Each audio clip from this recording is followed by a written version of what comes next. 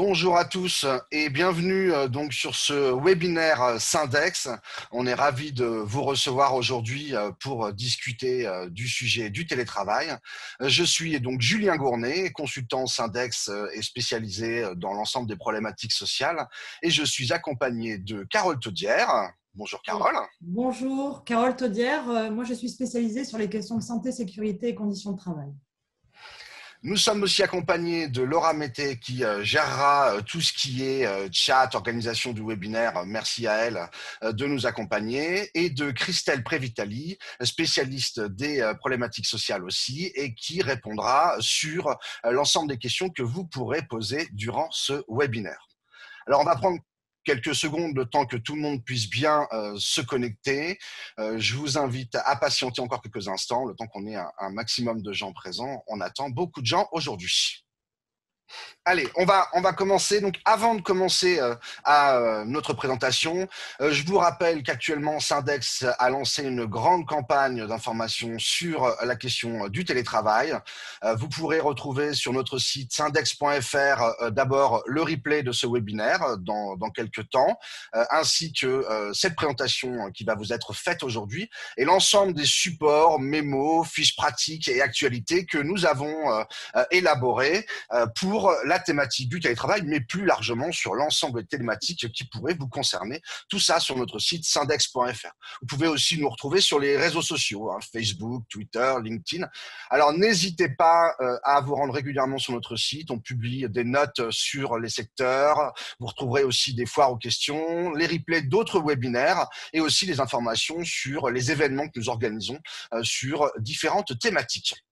Alors, pour ce webinaire, nous allons prendre le temps de vous faire une présentation sur laquelle vous verrez l'ensemble des éléments qui nous semblent essentiels à connaître sur la question du télétravail. Et ensuite, nous aurons un temps d'échange et de réponse aux questions. Alors, pour éviter les effets de bouchon, nous vous proposons de poser vos questions tout au long du webinaire. Vous avez un module spécial questions-réponses en bas de votre écran sur Zoom. Vous pouvez écrire vos questions et Christelle Prévitali y répondra tant que faire se peut. Et en fin de session, on reprendra les questions sur lesquelles on n'a pas eu le temps de répondre encore pour y répondre directement à l'oral. Mais vous pouvez aussi avoir envie de prendre la parole. Dans ce cas-là, n'hésitez pas à lever la main et à ce moment-là, en fin de présentation, on vous donnera la parole pour répondre directement à vos questions. Si vous avez un problème de son pour bien entendre la conférence, vous pouvez aussi vous connecter à cette salle par téléphone à partir du numéro qui est indiqué dans votre confirmation d'inscription à ce webinaire. Alors, voilà, on est déjà 66, donc beaucoup de personnes présentes aujourd'hui. Et nous allons nous lancer. Alors, je vais partager mon écran avec vous. Alors, on est parti. Donc, l'objectif de ce webinaire, c'est d'échanger avec vous autour du télétravail dans l'entreprise et de regarder comment le mettre en place en lien avec les situations que l'on a vécues récemment, mais plus largement au-delà de la crise sanitaire. Alors, on va discuter du sujet du télétravail comme étant un enjeu devenu incontournable aujourd'hui dans le dialogue social. On discutera aussi du cadre légal dans lequel celui-ci s'inscrit et on regardera ensemble les grandes étapes essentielles à la mise en place d'un accord de télétravail, d'un bon accord de télétravail. Alors, le télétravail aujourd'hui, c'est bien un sujet qui est devenu incontournable. Toutes les entreprises discutent, échangent autour de la question du télétravail. Alors, si on fait un peu de rétrospective, on voit que le télétravail, avant la crise sanitaire, c'était globalement peu répandu. Seuls 3% des salariés le pratiquaient au moins un jour par semaine.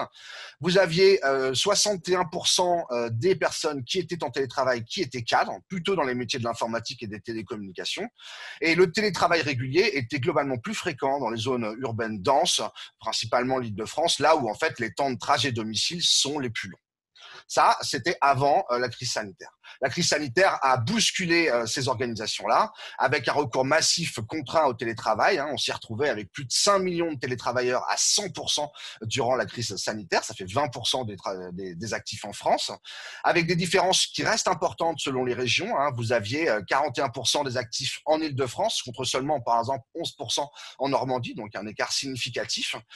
De nombreuses inégalités qui étaient aussi renforcées face au travail, avec 57% des cadres qui ont pu conserver leur travail et l'exercer en télétravail, et des catégories populaires qui étaient, elles, du coup, plus principalement, ont dû exercer leur activité en présentiel ou ont été mis soit en activité partielle ou malheureusement ont pu perdre leurs emplois.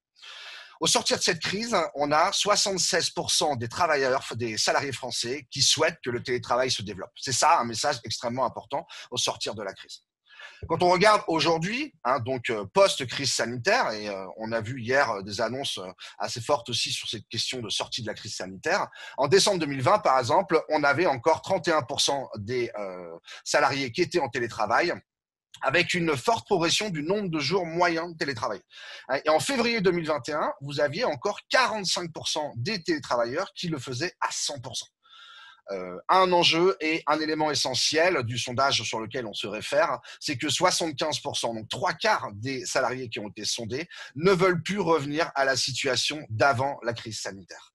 Et la possibilité de télétravailler convenablement est devenu pour 41% des sondés un critère de choix pour le futur employeur. Donc on voit un intérêt significatif pour les salariés et finalement un enjeu important pour les employeurs en termes notamment d'attractivité. Alors, cette pratique d'attractivité, elle s'exerce aussi et elle a d'autres avantages pour l'entreprise, d'autres intérêts qui sont des intérêts d'ordre économique.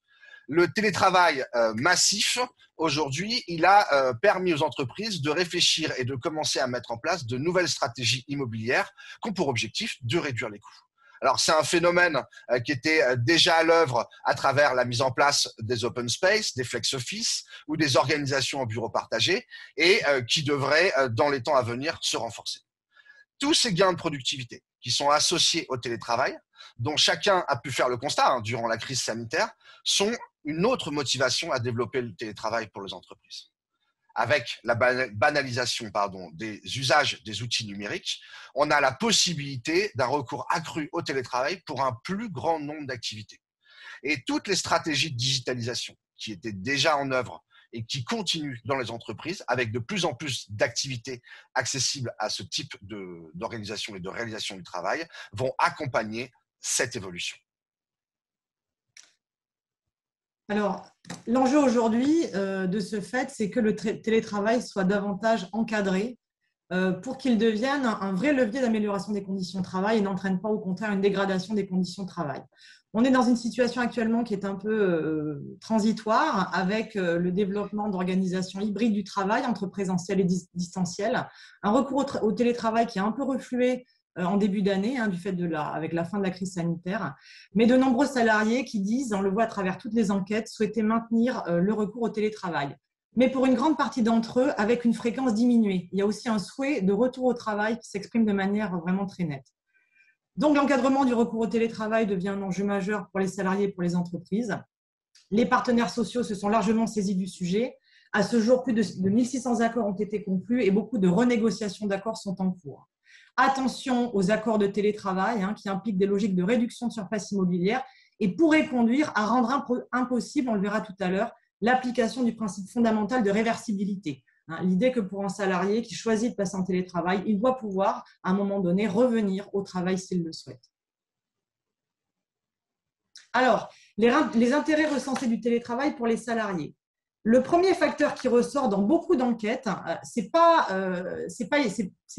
premier n'est pas l'amélioration de la conciliation vie pro-vie perso, c'est plutôt l'amélioration de la qualité du travail à travers les gains d'autonomie réalisés, le fait d'être moins interrompu et de pouvoir mieux se concentrer. C'est le premier élément qui ressort des enquêtes que nous pouvons mener. Le deuxième facteur, évidemment, c'est la conciliation entre la vie professionnelle et la vie sociale et familiale, à la condition qu'une certaine souplesse horaire soit autorisée par les entreprises et que ça permette vraiment de faire jouer cette meilleure conciliation vie pro-vie perso. Autre facteur intéressant pour les salariés, la réduction des temps de trajet et de la fatigue liée au transport. Et puis la réduction des coûts liés au trajet domicile-travail, associé à l'impact sur l'environnement. Ce souci de diminuer l'impact sur l'environnement est aussi exprimé par les salariés dans les enquêtes. Faciliter l'accès à un emploi éloigné de son domicile, ça permet aussi aux salariés d'avoir de nouvelles stratégies de résidence et de pouvoir accéder à un domicile plus confortable, plus agréable, éloigné de son domicile, et éloigné de son lieu de travail. Et puis, dans certains cas, on pourrait mentionner aussi, associé à ce que je viens d'évoquer, la facilitation des parcours professionnels en limitant les freins qui sont liés à des exigences de mobilité géographique. Voilà pour les intérêts concernant les salariés. Alors, ces intérêts que j'évoque, ils renvoient finalement à plusieurs dimensions de la qualité de vie au travail. On vous présente ici le schéma qui a été proposé par l'ANACT, l'Agence nationale pour l'amélioration des conditions de travail, sur la QVT, la qualité de vie au travail. Alors, vous voyez, ça comprend de nombreux thèmes, de nombreux sous-thèmes. Et on voit que le télétravail répond à un certain nombre de ces sous-thèmes, et notamment, alors bien sûr, la question de la conciliation vie privée, vie professionnelle, mais pas que. Ça répond aussi aux besoins d'accroissement de l'autonomie et de la responsabilisation dans le travail. Les intérêts du télétravail pour les entreprises, le premier intérêt, c'est évidemment économiser sur les locaux et sur les frais de fonctionnement. C'est répondre à la demande sociale de télétravail pour gagner en attractivité. Il y a presque un impératif maintenant pour les entreprises de répondre à cette demande sociale. Gagner en productivité, évidemment. Julien l'a évoqué tout à l'heure. Ce gain de productivité, c'est vraiment une découverte qui a été faite avec la période de crise sanitaire et qui est liée en grande partie à l'intensification du travail, on va le voir. Et puis, c'est lié également à l'accélération du développement des outils numériques et à la réduction de l'absentéisme. Un autre intérêt pour les entreprises et pour les territoires, c'est de contribuer au développement économique des territoires en luttant contre la désertification. Ça renvoie à ce que j'évoquais sur les stratégies résidentielles. Et puis, enfin, améliorer le bilan environnemental de l'entreprise. Alors attention, le télétravail est également porteur de risques pour les salariés. Premier des risques, c'est l'enseignement de toutes les enquêtes qui sont menées, c'est l'intensification du travail. À quoi est due cette intensification? D'abord à l'extension de l'amplitude horaire de travail. Ça, c'est remonté vraiment de toutes les enquêtes. À l'accélération du rythme de travail et la diminution des temps de pause. Tous ceux qui en ont fait l'expérience savent bien que quand on est en télétravail, on fait moins de pauses, il y a moins de temps informel où on peut prendre un café avec un collègue et prendre le temps de déjeuner, par exemple, avec les collègues. Il y a vraiment une diminution des temps de pause. Et puis, c'est aussi l'augmentation de la charge cognitive via les multiples sollicitations, via les outils numériques, d'où les maux de tête qui sont fréquemment exprimés par les salariés à l'issue de leur journée de télétravail. Autre facteur, autre risque qui est évoqué par les salariés, c'est l'effacement des frontières spatiales et temporelles entre travail et vie personnelle. Ça, c'est un inconvénient qui est beaucoup évoqué, particulièrement par les femmes, du fait de la prise en charge qui reste majoritaire des tâches domestiques et du soin aux enfants. La diminution du soutien social, c'est un élément qui est majeur également dans les inconvénients du télétravail à travers l'affaiblissement des collectifs de travail, la distance plus grande dans les relations hiérarchiques, et ça signifie pour les salariés moins de soutien technique, moins d'aide, moins d'arbitrage quand on en a besoin, et puis le risque d'isolement. Autre facteur porteur de risque, l'environnement de travail inadapté au travail, la pièce isolée, des équipements inadaptés, un poste de travail qui n'est pas fait pour télétravailler. Quand on y passe 2 heures, ça va. Quand c'est 8 heures par jour, 5 jours d'affilée, ça peut occasionner des troubles importants en termes de santé et des douleurs physiques variées. Et puis enfin, un dernier sujet qui est le manque de maîtrise des outils, s'est exprimé beaucoup. La difficulté à s'acculturer à ces nouveaux outils de communication à distance, les pertes de temps, d'efficacité que ça génère. Alors évidemment, tous ces effets que je viens d'indiquer sont d'autant plus ressentis, d'autant plus forts que le nombre de jours de télétravail est élevé.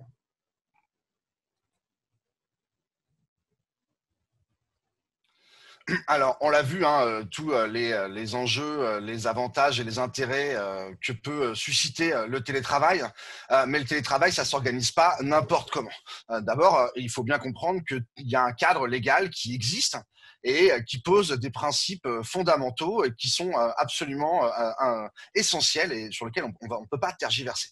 Alors, on va reprendre tous ces éléments principaux, mais on voit ici une page un petit peu synthétique, puisqu'il faut avoir en tête que le 26 novembre 2020 a été signé un accord national interprofessionnel sur le télétravail qui explique le cadre juridique et qui a comme ambition d'être un outil d'aide dans les entreprises pour le dialogue social et la négociation d'accords de télétravail. Alors, la première question qui était reprise et expliquée par cet accord, c'est bien de définir clairement ce qu'était le télétravail. Donc, vous avez une définition qui est reprise dans le Code du travail et qui est aussi dans cet accord national interprofessionnel. Le télétravail, c'est toutes les formes d'organisation du travail dans laquelle un travail qu'on aurait normalement réalisé dans les locaux de l'entreprise peut être effectué en dehors de ces locaux de façon volontaire, et on va voir à quel point le mot volontaire est important, en utilisant les technologies de l'information et de la communication. Donc, on a une définition ici qui est plutôt assez claire de ce qu'est le télétravail.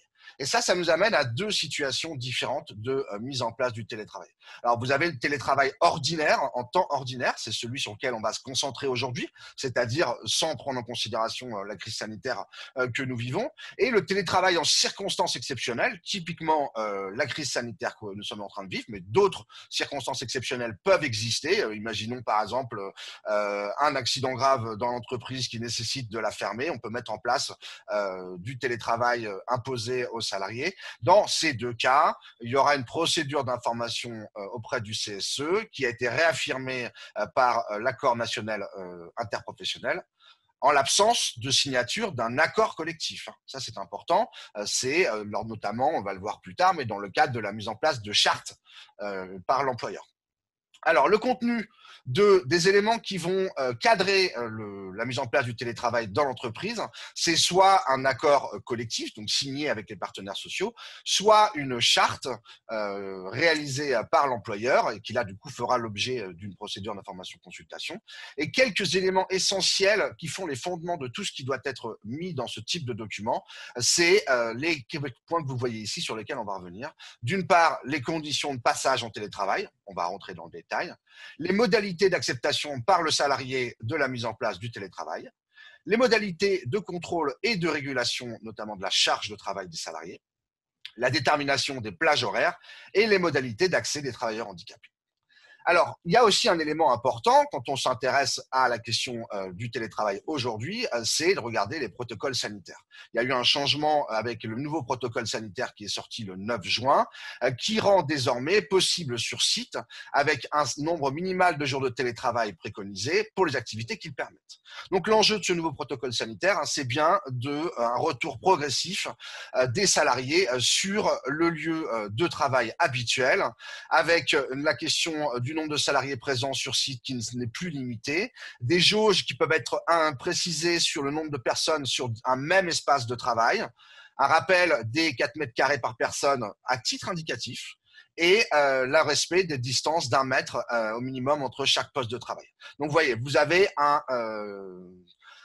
une flexibilisation donnée sur la mise en place du télétravail avec ce nouveau protocole sanitaire. Il n'en reste pas moins que ce sont les accords d'entreprise ou les chartes qui expliqueront comment sera mis concrètement en place le télétravail dans l'entreprise. Alors, si on reprend l'accord national interprofessionnel et le code du travail, on voit émerger des grands principes. Le premier de ces principes, c'est celui du volontariat et même le principe du double volontariat. Ça veut dire quoi? Ça veut dire que le salarié et l'employeur doivent être d'accord pour mettre en place le télétravail, qu'il soit encadré ou non d'ailleurs par un accord collectif ou une charte. Tous les salariés qui sont sur un poste qui peut être éligible au télétravail peuvent en faire la demande. Le refus pour le salarié de se mettre en télétravail n'est pas un motif de rupture du contrat de travail. Donc, on est bien sur une notion de volontariat. Le salarié est en droit de refuser. Alors, ça veut dire quoi? Ça veut dire que concrètement, il va falloir étudier pour chaque poste la possibilité ou non de voir si le travail peut être réalisé en télétravail. Alors, il faut aller un petit peu plus loin que la simple notion du poste. Il faut regarder les activités. Chaque salarié a plusieurs activités pour un même métier. Certaines peuvent être télétravaillables, d'autres non. Donc, il va falloir réaliser une analyse détaillée de l'ensemble des activités qui sont éligibles ou non au télétravail. Et ça va permettre de réfléchir en amont à la bonne organisation du télétravail et du travail en règle générale d'ailleurs, et de construire le diagnostic sur ce qu'il faudrait mettre en place en termes d'accès au télétravail. Si vous n'avez pas mis en place d'accord de télétravail ou si l'employeur n'a pas rédigé de charte au sein de l'entreprise, le télétravail peut aussi être mis en place avec les salariés par tout moyen. pas besoin d'avoir un avenant au contrat de travail. Là-dessus, on peut organiser l'échange du moment qu'on respecte la notion de double volontariat. Vous voyez l'article L1222-9 qui précise « Lorsque le salarié et l'employeur conviennent de recourir au télétravail, ils formalisent leur accord par tout moyen. » Ça, c'est le premier principe. Ce premier principe, il va quand même répondre à quelques exceptions. Évidemment, on l'a vu, les situations exceptionnelles, notamment la crise sanitaire, les épidémies, sont des éléments qui peuvent permettre à l'employeur d'imposer le recours au télétravail. L'accord collectif ou, donc à défaut, la charte réalisée par l'employeur, doivent préciser aussi les conditions de retour à une exécution du contrat de travail sans télétravail. Si le salarié souhaite un retour au sein de l'entreprise, l'employeur doit lui donner la priorité pour occuper un poste sans télétravail. Sans précision dans l'accord ou dans la charte, l'employeur ne pourra pas mettre fin unilatéralement au télétravail. Donc, il y a bien cette notion de double volontariat à respecter. Le second principe important, c'est celui de la transparence. Alors, on l'a vu, ça a été repris dans l'accord national interprofessionnel. C'est précisé dans le Code du travail, avec notamment l'information du CSE en cas de mise en place d'une charte. Et pour toutes les décisions, hein, ça c'est un rappel général, toutes les décisions prises par l'entreprise qui vont avoir un impact sur l'organisation, la bonne gestion ou la bonne marche générale de l'entreprise, ou les aménagements qui ont des impacts sur les conditions de santé, de sécurité ou les conditions de travail des salariés. Alors, il y a aussi les ordonnances de 2017 qui ont un peu modifié cette approche-là, avec le fait que pour les accords d'entreprise, donc les accords collectifs, la rédaction, les révisions ou leur dénonciation ne sont désormais plus soumis à la consultation du CSE. Alors, dans le cadre du CSE, ce qui va être important pour pouvoir faire levier, c'est bien d'avoir une vision sur l'ensemble des modalités de gestion des risques par l'employeur qui a la responsabilité de la mise en place du télétravail. Une évaluation par poste qui va distinguer notamment les risques sanitaires et les risques psychosociaux, pourra faire l'objet d'une retranscription, et d'ailleurs doit faire l'objet d'une retranscription dans les documents de prévention de santé et sécurité des salariés, comme le document unique d'évaluation des risques. Donc, vous voyez, un enjeu d'intégrer dans la réflexion sur la prévention et la protection de la santé des salariés la question du télétravail. Alors, le troisième principe, c'est celui de la contractualisation. Le télétravail, on l'a vu, est mis en place dans le cadre d'un accord, dans le cadre d'une charte à défaut d'accord, et on peut aussi le mettre en place par tout moyen, mais il doit être formalisé entre le salarié et l'employeur. Donc, c'est quand même une certaine sécurisation des télétravailleurs qui est apportée notamment par les ordonnances de 2017. Il est donc maintenant possible de recourir au télétravail de façon régulière ou avec la possibilité aussi de recourir au télétravail par un simple accord entre le salarié et l'employeur. Alors là-dessus, l'accord national interprofessionnel a souligné l'utilité d'un écrit afin d'avoir une preuve de l'accord qui est signé entre le salarié et l'employeur, notamment pour la question des accidents de travail. Là-dessus, avoir cette trace écrite sera un élément protecteur pour le salarié. Un quatrième principe, et un principe absolument essentiel aussi, c'est celui de la réversibilité. C'est-à-dire le fait de pouvoir retourner dans une réalisation de l'activité normale, c'est-à-dire retourner au bureau. Le Code du travail prévoit ces possibilités et ces conditions de retour à une exécution du contrat de travail sans télétravail. L'ordonnance de 2017 avait prévu aussi que les accords collectifs doivent mentionner ce principe de réversibilité. Et dans cet élément-là, il faut faire attention à quelque chose de très important, c'est que les accords de télétravail, qui impliquent donc les logiques de réduction des surfaces immobilières, comme on l'a vu dans le premier chapitre, il faut faire attention à ce qu'il n'y ait pas justement trop de réduction de surface immobilière, ce qui pourrait rendre de facto impossible ou difficile le retour réel des salariés en présentiel. Donc là, il faut absolument avoir une réflexion dans la mise en place des stratégies immobilières et dans la mise en place de ce principe de réversibilité pour éviter qu'il soit dans les faits impossible, voire ou difficile à mettre effectivement en œuvre.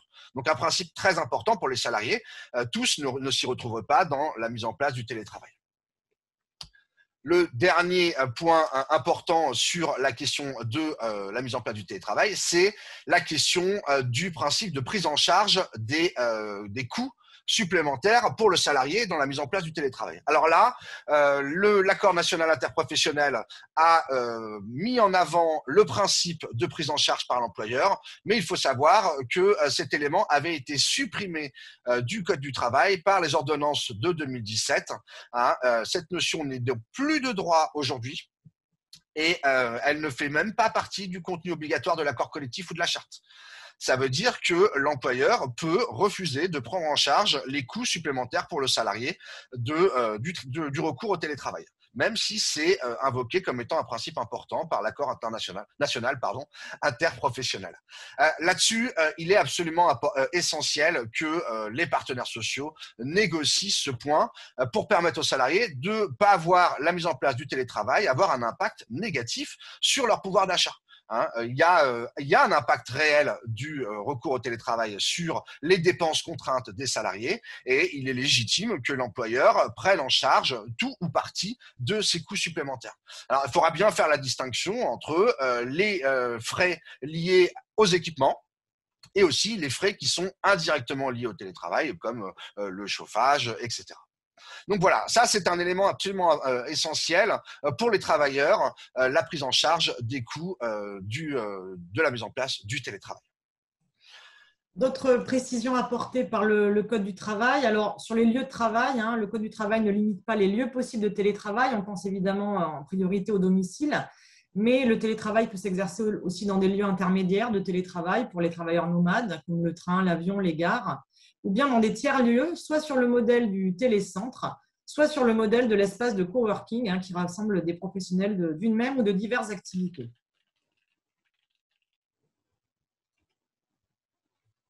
Et puis un autre aspect évidemment dont on a beaucoup parlé depuis 2016 avec son introduction dans le Code du travail, c'est le droit à la déconnexion.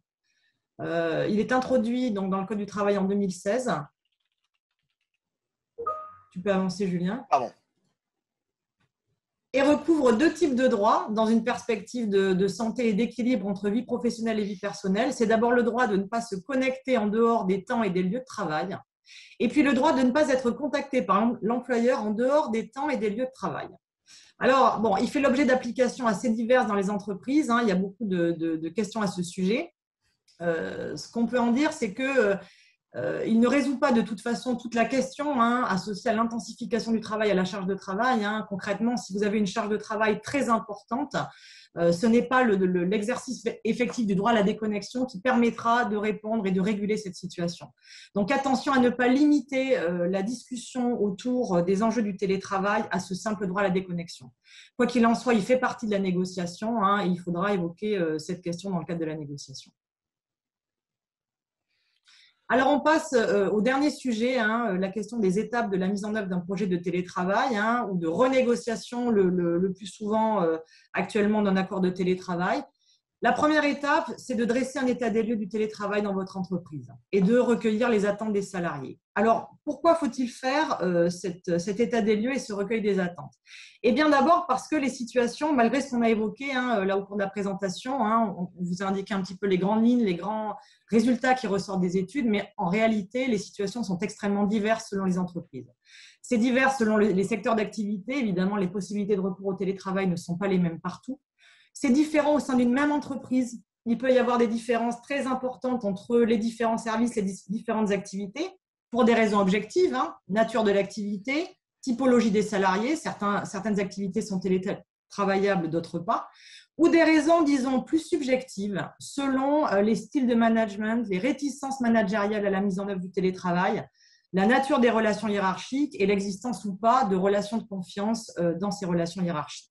Et on voit effectivement des différences vraiment très grandes au sein d'une même entreprise. Parfois qui ne sont pas cadrées au niveau global dans l'entreprise.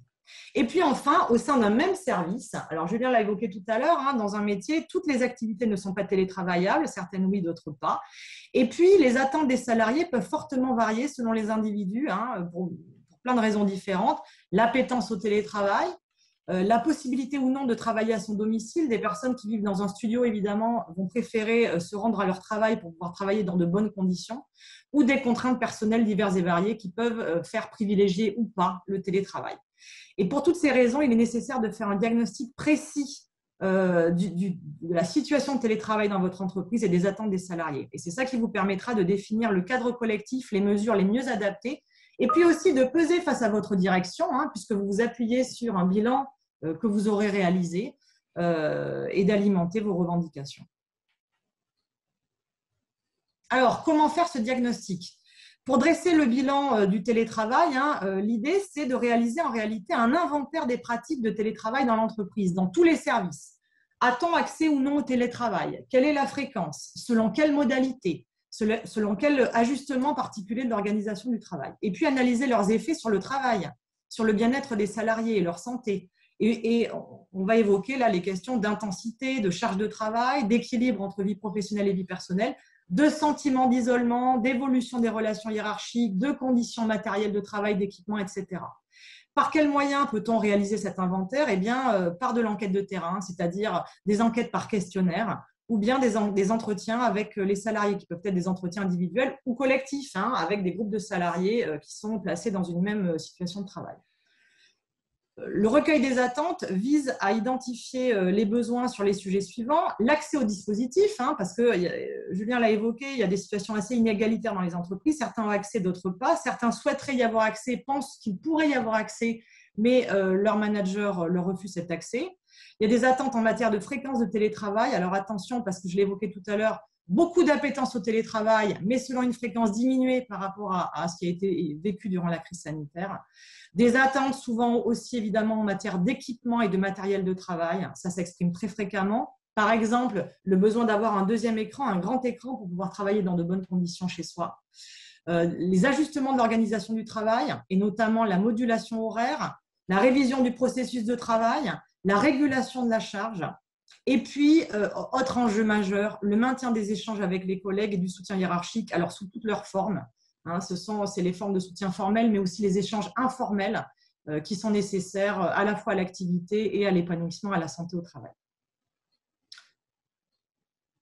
Dans quel cadre vous pouvez réaliser ce diagnostic? Eh bien, à votre initiative, l'initiative du CSE, qui peut, sans l'accord de la direction, adresser un questionnaire directement sur les adresses mail personnelles des salariés qui l'acceptent pour réaliser cet état des lieux, ou aller voir même les salariés en organisant des réunions collectives ou individuelles. Dans le cadre de l'information-consultation sur la mise en œuvre d'une charte employeur sur le télétravail, ou bien en intégrant cet état des lieux dans les informations-consultations sur la politique sociale, ou bien dans le cadre des consultations sur projets importants. Et typiquement, les projets qui se mettent en œuvre beaucoup dans les entreprises aujourd'hui sur aménagement, déménagement, réaménagement des espaces de travail, développement du flex-office, bureau partagé, etc. Ça peut être l'occasion de faire un vrai bilan des pratiques de télétravail et des attentes des salariés. Alors, on peut vous accompagner, on le fait tous les jours dans le cadre de nos interventions, par les modalités que j'évoquais, c'est-à-dire le déploiement d'enquêtes qualitatives. On va réaliser des entretiens auprès d'un échantillon salarié, pas tous les salariés de l'entreprise, évidemment, mais en construisant un échantillon de situations représentatives de la diversité des situations de travail dans l'entreprise. Et souvent c'est couplé par de l'enquête quantitative, c'est-à-dire par questionnaire. Mais là, il s'agit de réaliser un questionnaire ad hoc, c'est-à-dire un questionnaire qui soit adapté aux spécificités de votre entreprise pour être sûr de sortir de produire un diagnostic précis qui reflète vraiment les particularités de votre entreprise. Les apports de ce type d'enquête, ça permet d'identifier les postes éligibles au télétravail, les postes et les activités. Ça permet d'analyser de manière fine les attentes des salariés, les attentes dans leur diversité. Et puis, ça permet aussi d'identifier les points de vigilance à avoir sur les risques liés au télétravail. On les a assez largement évoqués là au cours de la présentation. Puis, dernier point, on formule à l'issue de ces diagnostics des pistes d'action qui permettraient de faire du télétravail dans l'entreprise un vrai levier d'amélioration des conditions de travail et éviter au contraire toute dégradation de ces conditions de travail. Alors, une fois qu'on a fait ce diagnostic et qu'on a pu poser les choses sur la table, j'ai envie de dire, il y a une deuxième étape, ça va être de déterminer l'ensemble des conditions de mise en œuvre du télétravail. Et là, si on fait le choix de passer par un accord de télétravail, ce qui, de toute façon, est plutôt notre préconisation très largement, il y a plusieurs points sur lesquels vous allez devoir négocier avec votre employeur. D'abord, la nature du télétravail. Il va falloir définir le cadre collectif, les périmètres, les conditions et les règles de mise en place du télétravail. Vous avez aussi toutes les conditions de passage en télétravail et la réversibilité. On l'a vu tout à l'heure, c'est un des principes fondamentaux sur lequel vous ne pouvez pas faire l'impasse. Donc, il va falloir définir tous les critères d'éligibilité des salariés, les modalités de passage concrètes opérationnelles en télétravail et de définir les modalités de retour au travail normal, cette fameuse réversibilité. Il faudra aussi traiter la question des modalités de contrôle du temps de travail ou de régulation de la charge pour que le télétravail ne devienne pas un élément qui va contribuer à dégrader les conditions de travail avec des surtemps de travail, des surcharges de travail, ce qui est quand même fréquemment observé dans les entreprises. Donc là, il faudra réfléchir à tout ce qui concerne les modalités de management, comment on manage des salariés en télétravail, avec bien sûr la mise en œuvre de ce qui sera décidé, le respect du droit à la déconnexion, donc les horaires, les chartes de disponibilité des salariés durant ces temps de télétravail, la mise en place des entretiens annuels obligatoires et des entretiens spécifiques à l'organisation du télétravail, beaucoup d'éléments sur cette question du temps de travail et de la régulation de la charge. Enfin, toute la détermination des plages horaires pendant lesquelles, ce que je viens de dire un petit peu juste avant, l'employeur peut habituellement contacter les salariés en télétravail. Jusqu'à maintenant, vous ne pouvez pas être contacté à 20 heures si vous terminiez votre travail à 18 heures, par exemple. Demain, en télétravail, il faut que ce soit une organisation des plages horaires de disponibilité qui soit cohérente. Et ça, ce sont des éléments que vous pourrez négocier dans un accord de télétravail. Vous allez aussi pouvoir discuter de tout ce qui est équipement, comme l'a expliqué Carole, et notamment tout ce qui est prise en charge des coûts dont on a parlé tout à l'heure. L'accord de télétravail a bien cet objet-là, aussi cette vocation-là, de discuter de la prise en charge de ces coûts. La prévention de l'isolement et des risques professionnels pour la santé et la sécurité des salariés. Tous ces éléments-là, vous allez pouvoir les discuter, les négocier. Que mettons en place pour prévenir l'isolement des salariés notamment, à travers des organisations, des réunions, des temps qui peuvent être structurés dans un accord de télétravail. Et enfin, un dernier chapitre qui concerne tout ce qui va être protection de la vie privée des salariés, lutte contre la cybercriminalité.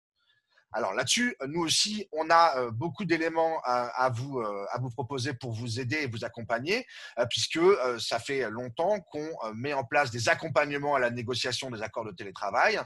Ça va vous permettre d'être éclairé sur l'ensemble des processus d'éligibilité au télétravail, qui est vraiment un élément essentiel, de cadrer dès le départ correctement des processus transparents, clairs, objectifs, justes et équitables pour les salariés, pour que tout le monde s'y retrouve et qu'il n'y ait pas de différences injustifiables mises en place entre les individus. Alors là-dessus, on va pouvoir vous aider à ne pas oublier aussi des éléments clés dans la rédaction d'un accord de télétravail, à faire attention à tout ce qui va être tendancieux, notamment dans les rédactions, les formulations de l'accord, ou aussi à apporter des précisions nécessaires, des précisions d'ailleurs qui viendront de la première étape, du diagnostic, et aussi pour que tout ça soit mis en place de façon cohérente, juste et équitable. Et enfin, on peut aussi partager avec vous ce que nous observons dans les autres entreprises. Et ça vous permettra de gagner en pertinence pour identifier, définir ce que vous souhaitez mettre en place, mais aussi en crédibilité dans la négociation vis-à-vis de vos employeurs pour peser sur les termes qui seront rédigés dans l'accord. Alors ça, c'est étape 2. Elle doit donc une étape essentielle qui consiste à identifier et à rédiger l'accord de mise en place du télétravail. Elle s'accompagne d'une étape 3 qui est de faire des bilans et de suivre la mise en place de l'accord de télétravail. Si vous mettez en place un accord de télétravail, et c'est valable d'ailleurs pour l'ensemble des accords sur lesquels vous êtes amené à négocier, il faut qu'il y ait un suivi régulier de sa mise en place. Donc des bilans doivent être réalisés pour voir comment le télétravail se met en place et quels effets il a sur la réalisation du travail, les collectifs de travail et les individus. Alors là, il faut prévoir, et ça peut être fait aussi dans l'accord, des dispositifs de suivi, si possible en continu, hein, de l'évolution notamment des facteurs de risque liés au télétravail, ceux par exemple que vous aurez inscrits dans les documents de prévention des risques. Il faut prévoir des indicateurs de suivi dans l'accord. Si vous n'avez pas d'indicateurs, vous ne saurez pas sur quoi vous baser pour identifier comment évolue la situation. Donc il faut identifier et construire des indicateurs qui doivent être liés notamment à la question de la surconnexion, qui est un enjeu essentiel aujourd'hui. Et mettre en place un groupe de suivi de l'accord, un groupe de suivi souvent paritaire, il ne faut pas qu'il soit exclusivement à la main de la direction, mais sur lequel vous allez pouvoir avoir un groupe qui va travailler ces questions-là et qui, le cas échéant, pourra alerter les partenaires sociaux, les représentants des salariés, de difficultés rencontrées ou d'évolutions suffisamment significatives pour nécessiter des aménagements. Alors, ces bilans, ils sont vraiment essentiels. Là aussi, on peut vous aider à identifier ce qui fonctionne et ce qui ne fonctionne pas pour justement apporter des correctifs, hein, vraiment faire un accord vivant, mettre en place une organisation vivante. C'est donc une étape très importante pour vérifier l'application juste et équitable de l'accord. Et là, on va vous aider, notamment dans la phase d'étape 2 hein, de réalisation de l'accord de travail, de rédaction de l'accord et de négociation, à trouver les bons indicateurs. Et là, on s'appuiera là, toujours une fois de plus sur l'étape 1, hein, donc le diagnostic, l'identification des situations pour la bonne mise en place du télétravail et trouver avec vous les meilleures méthodes pour suivre et faire vivre vos accords. L'accompagnement par l'expert peut se faire à travers différents véhicules d'intervention. Ça peut être une simple action de formation ou de formation-action auprès des élus, hein, en anticipation d'une démarche de négociation ou de renégociation d'accords de télétravail. Ça peut être également un simple appui technique à l'enquête qui sera réalisée et pilotée par le CSE, par exemple, aider le CSE à travers des réunions de travail à construire, à établir un questionnaire, l'aider à réaliser le traitement statistique des résultats des réponses au questionnaire. Ça peut être également une mission contractuelle, donc signée par le CSE, avec prise en charge possible des honoraires par la direction. Typiquement, le financement de ce type de mission peut être prévu dans le cadre d'un accord de méthode hein, préalable à la négociation. Ça peut être également une mission politique sociale. Hein, dans le cadre de votre consultation sur la politique sociale, vous pouvez demander à ce que l'expertise soit portée sur le bilan, le diagnostic hein, du télétravail dans l'entreprise, ou bien sur ce qu'évoquait Julien précédemment, le suivi de la mise en œuvre, hein, faire un bilan régulier hein, de la mise en œuvre de l'accord. Et cette mission-là, elle est prise en charge à 100% par l'employeur. Et dernière possibilité, ça peut être aussi une expertise réalisée par donc l'expert hein, sur les pratiques de télétravail à travers une mission projet important. Lorsque vous avez un projet présenté par l'employeur d'aménagement, réaménagement, déménagement, développement du flex office, etc., ça peut être l'occasion de faire un bilan sur le télétravail dans l'entreprise. Et dans ces cas-là, la mission est prise en charge à 80% par l'employeur et à 20% par le CSE. Voilà, on arrive à la fin de cette présentation. Merci pour votre attention. Ce que je vous propose, avant de passer à la phase des questions-réponses, c'est de répondre à un petit sondage, parce que finalement, nous, on a beaucoup parlé, mais on ne sait rien de vous et vous êtes très nombreux. Donc, si Laura, tu peux lancer le petit sondage, je vous invite à y répondre. On se donne 1 minute, hein, c'est vraiment très court. N'hésitez pas à répondre à ce petit sondage. Ça nous permettra de mieux comprendre vos différentes situations, sachant qu'après, on abordera les questions. On n'aura pas le temps peut-être de répondre à toutes les questions, parce qu'il y a beaucoup de questions, et c'est normal, c'est un sujet essentiel. Mais pendant que vous répondez au sondage, nous, on commence à regarder les questions, et on va devoir en choisir. On va en choisir quelques-unes pour y répondre. Et on va essayer de faire le maximum. Dans tous les cas, si nous ne répondons pas en direct live à la question, vous pourrez la poser directement sur l'adresse que vous voyez apparaître sur votre écran, contact@syndex.fr. N'hésitez pas à envoyer vos questions à cette adresse, on y répondra. Et de toute façon, vous retrouverez aussi sur notre site internet toutes les informations dont vous avez besoin pour nous contacter, sachant que nous avons la particularité particularité d'être présent partout en France avec des bureaux locaux, avec donc des salariés qui sont en proximité, sur lesquels vous pourrez aussi avoir des échanges sur cette question du télétravail, mais plus largement sur l'ensemble des questions qui peuvent concerner la politique sociale, les conditions de travail, les organisations et les rôles et les missions des élus.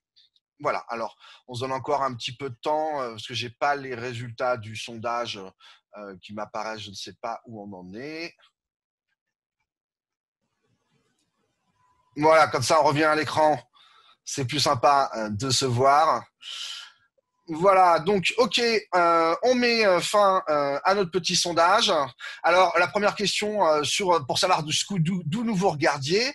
44% d'entre vous sont bien installés à la maison avec un petit café et donc en fait plus de la moitié d'entre vous sont en télétravail ou en tout cas à votre domicile et 40% sont sur leur lieu habituel de travail.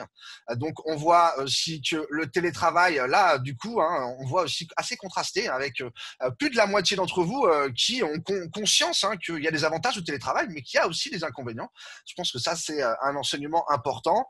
Et on voit que 30, 40, près de la moitié, plus de la moitié, 75% des personnes répondant ont un accord de télétravail ou en cours, un ancien, ou en cours d'être renégocié.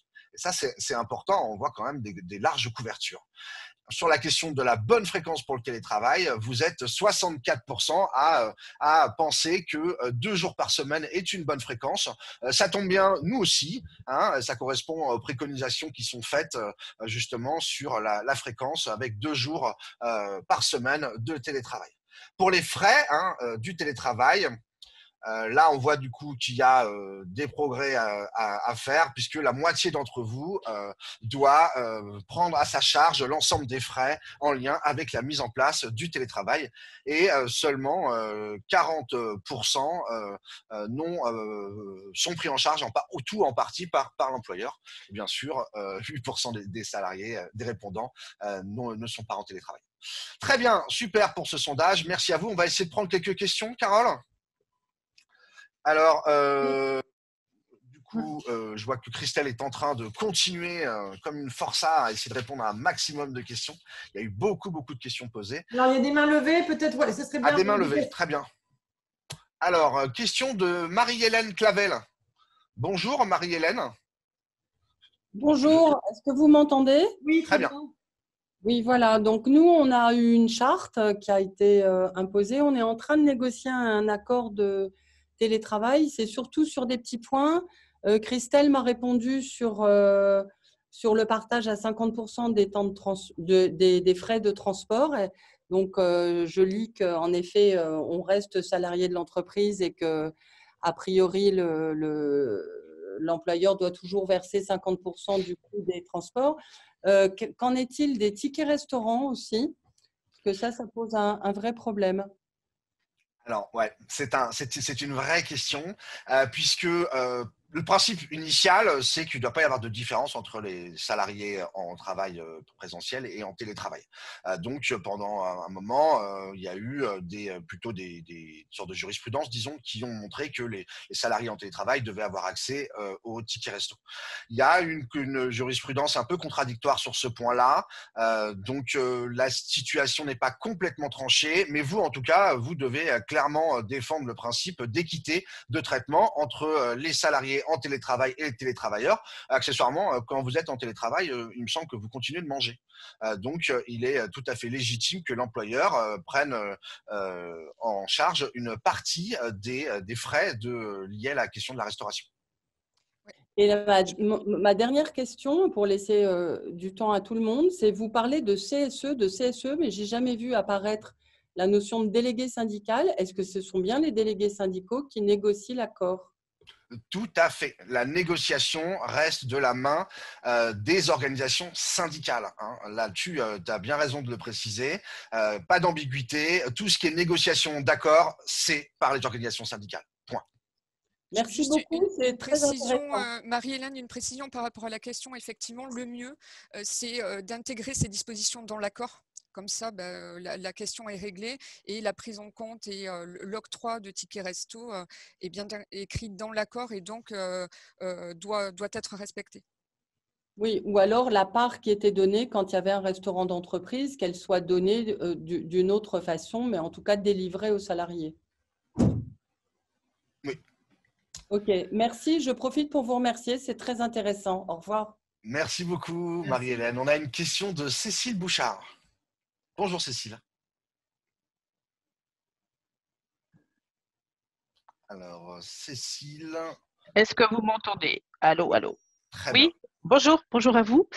Alors, je reviens sur exactement ce qui vient d'être dit par la personne, je me souviens plus de son prénom, juste avant moi. En fait, nous, au niveau de notre entreprise, nous avons des sites qui sont différents sur plusieurs endroits en France.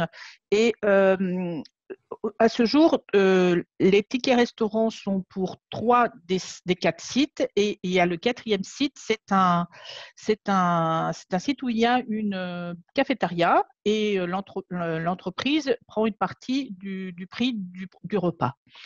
Donc, nous, avec ma collègue, nous sommes toutes les deux déléguées syndicales, on trouve que ce n'est pas normal que les personnes qui sont sur le site où normalement c'est pris directement en charge par l'entreprise n'aient pas une compensation de cette somme non allouée aux personnes qui sont en télétravail sur ce site-là. Est-ce qu'on peut faire quelque chose? Comment on pourrait faire pour déroger à cette non prise en compte de la direction? Parce qu'on n'arrive pas à les faire changer d'avis. Dans le cadre de l'accord, vous avez raison de demander à ce qu'il y ait une contrepartie qui soit… Oui, ça paraît logique, parce que tous les autres l'ont, et pourquoi ces salariés-là, le fait qu'il y ait une cantine, on nous dit, bah non, tant pis pour eux. C'est quelque chose qui n'est pas entendable, parce que quand vous parlez d'équité, c'est évident. Et pourquoi on n'arrive pas à faire changer la direction d'avis sur ça? Quel moyen on pourrait faire pour que ce ne soit plus comme ça, cette réponse qui n'est pas entendable? Alors, ça fait partie des questions qui sont difficiles parce que c'est la question du dialogue social derrière, être capacité à créer soit un dialogue de qualité où tout le monde s'entend, et quand c'est pas le cas, à créer un rapport de force qui vous soit favorable pour que vous puissiez présenter cette revendication et que la direction finalement soit un peu obligée de l'entendre. Là-dessus, peut-être que justement dans la phase de diagnostic, quand vous allez interroger les salariés sur leurs attentes vis-à-vis du télétravail, il faudra poser cette question pour montrer que c'est une attente majoritaire des salariés, mais vous allez me dire, c'est presque une évidence que les salariés vont être pour une prise en charge des frais. Peut-être qu'il faudrait essayer d'identifier le coût que cela représente pour les salariés, pour montrer à l'employeur ce que ça a comme impact sur le pouvoir d'achat des salariés. C'est assez un élément qui peut peser dans la balance. Et après, on est vraiment sur la construction d'un rapport de force, votre capacité à porter cette mesure-là. Mais effectivement, c'est vraiment des situations difficiles quand vous avez en face de vous des directions qui font la sourde oreille à des choses qui en plus peuvent paraître assez évidentes. Exactement. Alors, si vous voulez, leur excuse, c'est vous n'avez pas de frais de transport puisque vous venez pas. Donc, écoutez, ça compense. Oui, justement, il faut vraiment faire la distinction. Ah, on est bien d'accord. On est bien d'accord. Il faut refuser ce raisonnement-là puisqu'il est biaisé. Il mélange deux choses différentes. Les frais de transport, c'est une chose, mais la restauration, c'est la même. C'est pas parce qu'on n'a plus de frais de transport qu'on mange plus le midi. Et il n'y a pas de raison que ça compense, puisque ce sont deux éléments radicalement différents qui traitent deux thématiques différentes. Et on est bien d'accord, sachant qu'en plus, la participation pour la cantine, entre guillemets, est plus importante que la participation de notre ticket restaurant. Donc, vous voyez, c'est vraiment quelque chose qui est complètement c'est pas entendable, quoi. On est d'accord. Il n'y a pas un principe d'équité si, les salariés d'une même entreprise, ils doivent même sur leur contrat de travail avoir les mêmes avantages sociaux. On est bien d'accord, c'est bien ça qui nous interpelle beaucoup parce que c'est quelque chose qui nous paraît tellement pas normal que, voilà, c'est clair. Dans le principe d'équité des salariés d'une même entreprise, de toute manière, la direction du travail, l'inspection du travail, elle ne serait pas d'accord au départ. Enfin, je sais pas mais je crois que c'est ça. Je pense qu'il va falloir qu'on mette… Ce que je vous propose, Cécile, Oui. c'est de nous reposer cette question via contact@syndex.fr. Oui. Et comme ça, on apportera une réponse détaillée et on la mettra, on trouvera un moyen de la mettre à disposition des autres. Super, merci beaucoup. Merci. Moi, ça m'intéresse parce que ça veut dire qu'il y a déjà une discrimination à l'embauche. Alors, j'aimerais bien avoir la réponse, oui. Oui, on trouvera un moyen de mettre ça, soit à travers la mise à disposition du replay. On va voir ça avec nos techniciens. Alors, je vous invite à baisser vos mains du coup quand votre question a obtenu réponse. Je vois qu'il n'y a pas d'autres mains levées. Donc, il nous reste 3 minutes, donc on va prendre une question. Carole, je t'invite à regarder si tu veux répondre une question en particulier là. Oui, alors il y a une petite question de détail, j'ai répondu, là je réponds, voilà, c'est des petites questions spécifiques.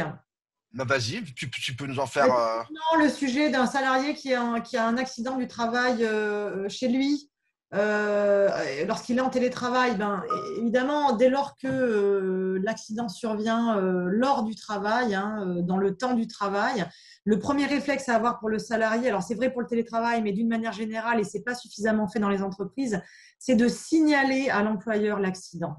Même si l'accident est bénin, que la blessure est vraiment qu'il n'y a pas vraiment de blessure ou qu'elle est que les atteintes sont a priori très faibles, on ne sait jamais, ça peut s'aggraver ensuite dans le temps. Donc, il est impératif de toujours signaler à l'employeur l'accident, de manière à ce que l'employeur ensuite fasse la déclaration. Et comme ça, le salarié, si la situation s'aggrave ensuite, est couvert. C'est vraiment très important. Et j'en profite pour signaler que pour tout accident du travail, qu'il soit bénin ou qu'il soit grave, le CSE a toujours la possibilité de déclencher, de se voter une enquête dont l'objet est d'analyser les facteurs qui ont concouru à la survenue de l'accident dans une perspective d'amélioration de la prévention. C'est un outil qui est peu utilisé, mais qui est pourtant vraiment très utile en prévention et pour améliorer les conditions de travail. Allez, on termine sur une dernière main levée de Stéphanie Depierre. Bonjour Stéphanie. Bonjour. Bonjour. Vous m'entendez bien? Moi, on est en train d'essayer de négocier une charte télétravail. J'ai 2 questions. La RH n'a pas très envie de faire de la différence entre le télétravail en période normale et le télétravail en circonstances exceptionnelles. Moi, ça me paraît un peu impératif, de toute façon, qu'on est dans une activité assez peu télétravaillable. Et parce qu'aussi, on est assez peu télétravaillable, la RH propose d'appliquer la charte aux gens qui font au moins 2 jours de télétravail par semaine. Moi, ça me paraît assez excluant d'à peu près 70% des gens de l'entreprise. Donc, je trouve pas ça correct. Je trouve que ça ne vaut même pas le coup, en fait, quasiment, de négocier une charte. Je voulais avoir votre avis. Merci beaucoup. Alors, d'abord, il faut faire attention. La charte, c'est un document que l'employeur fait de son côté. Il peut pas le présenter en CSE, mais grosso modo, c'est lui qui la rédige. Négocier, ça veut dire que vous allez négocier un accord. Donc, du coup, pour qu'il s'applique, il faudra votre signature dessus. Alors, je suis pas sûr d'avoir parfaitement saisi la question, mais l'accord va définir des critères d'éligibilité en fonction des activités, notamment ce qui est télétravaillable ou pas télétravaillable. Si dans votre entreprise, une part importante de l'activité n'est effectivement pas télétravaillable, il faut que l'accord en tienne compte. Si vous avez des lignes de production, par exemple, où vous avez besoin de travailleurs sur la ligne de production pour qu'elle fonctionne, effectivement, on peut pas le faire de chez soi.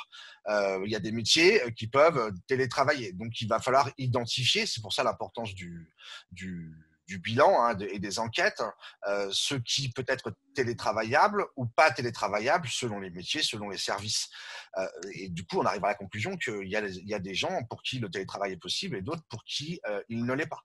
Et ensuite, on arrivera à la conclusion qu'en fonction des activités, on pourra avoir plus ou moins de télétravail. Certaines activités permettront par exemple 2 jours de télétravail, d'autres devront être limitées à 1 journée. Mais je ne suis pas sûr de bien répondre à la question. Donc, En fait, en gros, très clairement, avant la pandémie, personne ne faisait du télétravail sauf une personne dans l'entreprise. Pendant la pandémie, à certains moments, tout le monde était en télétravail, mais en gros, pour certains, c'était de l'inactivité parce que c'était pas possible. Et puis après, selon les tâches en fait liées à chaque poste, une partie des tâches sont faisables en télétravail, d'autres pas. Et c'est là qu'il y a un peu débat et que le fait d'avoir un gouvernement qui dit télétravail obligatoire ou qui ne dit rien change complètement la donne en fait. Et pour moi, paraissait important d'écrire un peu de manière détaillée. Manifestement, il y a un besoin peut-être en préalable à la négociation à dresser le bilan de cette expérience de télétravail massive et puis pour identifier les activités télétravaillables, distinguer de celles qui ne le sont pas et pouvoir définir le cadre le mieux adapté.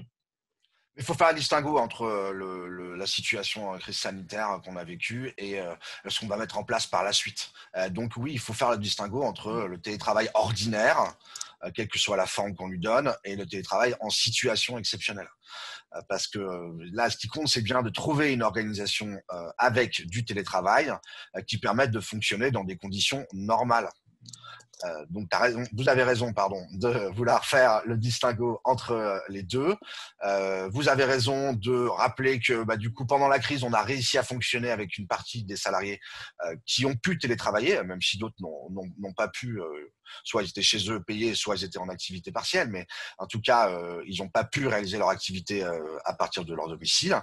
Mais si demain, grâce à cette expérience, comme le disait Carole, ce bilan, vous arrivez à identifier des gens qui peuvent être en télétravail, voilà un élément qui peut être discuté dans le cadre d'un accord.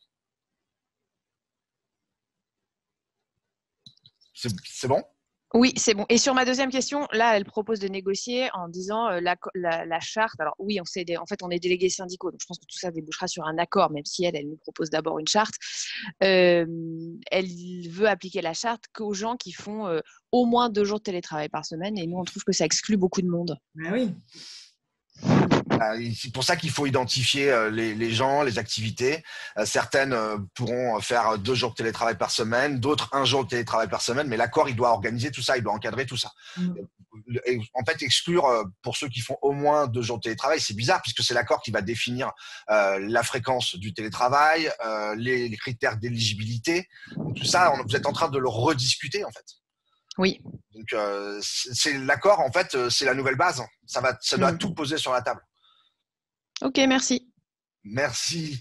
Voilà, on arrive à la fin malheureusement de ce webinaire. On a bien conscience de ne pas avoir pu répondre à l'ensemble des questions qui étaient posées, mais d'une part, on va y répondre à ces questions, on trouvera un moyen d'y répondre. N'hésitez pas à les reposer, c'est le plus simple, à notre adresse mail contact@syndex.fr. Là, vous êtes sûr d'obtenir une réponse. Si vous avez besoin de plus de renseignements sur les modalités d'accompagnement, parce que j'ai vu apparaître une question sur ce sujet, ou sur le télétravail, ou sur des sujets plus larges, n'hésitez pas à nous appeler au numéro que vous trouverez sur notre site internet ou directement nos bureaux partout en France pour avoir vos renseignements.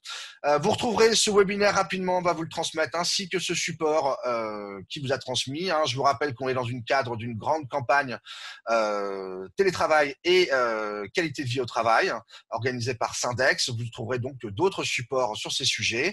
Et voilà, écoutez, je vous souhaite un bon courage, bon télétravail pour ceux qui sont aujourd'hui ou plus tard en télétravail. J'espère que nous avons été clairs et je remercie bien sûr très fortement Carole, Laura et Christelle pour avoir mené ce webinaire avec moi. Merci à toutes et à tous. Merci à vous. Merci. Au revoir. Au revoir.